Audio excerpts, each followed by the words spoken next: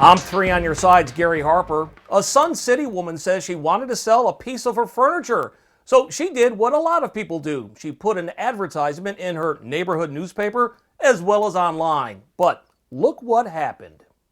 Carol Tucker enjoys sitting in her chair and relaxing. She's had the leather chair for years and says it's good for reading, but that's about it. It reclines, but it's hard to see the television. So Carol decided to sell the chair, and after placing an ad, she quickly got a text message from someone claiming to be a woman living out of state, and she was interested in that chair. She said, "What's the lowest you'll take?" And I said, "Well, $275, and that's a good price." And she said, "Well, okay, that's fine." Carol didn't know it at the time, but that buyer was actually a scammer who overnighted an envelope with an authentic-looking check inside. And so then I opened it up, and it was for $3,000.23. $3,000 for your little $275 chair.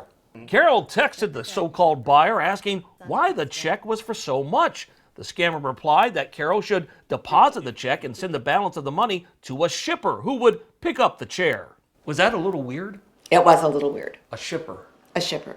Yeah. And so I'm thinking, have I heard that this is a scam? It is a scam. If Carol had deposited that fake check into her bank account, she was supposed to transfer the balance to that so-called shipper who was actually the scammer. By the time Carol's bank realized the check was bogus days later, the scammer would have already had all of her money. I contacted you, three on your side. I didn't want the same thing to happen to somebody else. And get this viewer tells three on your side that another scammer contacted her about that chair with the same old ploy. Of course, she didn't fall for it.